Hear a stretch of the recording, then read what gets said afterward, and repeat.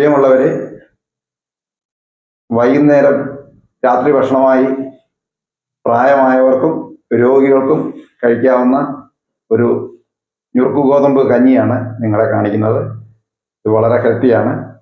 ആയുർവേദ വിധിപ്രകാരം ഗോതമ്പ് കഞ്ഞിയും ഉലുവക്കഞ്ഞിയും ജീരകക്കഞ്ഞിയും ഒക്കെ നല്ലതാണ്. ഇതെല്ലാം കൂടെ കൂടിയ ഒരു സംഗതിയാണ്. അതിനൊപ്പം പ്രോട്ടീന് വേണ്ടി ചെറുപയറും ചേർക്കുന്നുണ്ട്.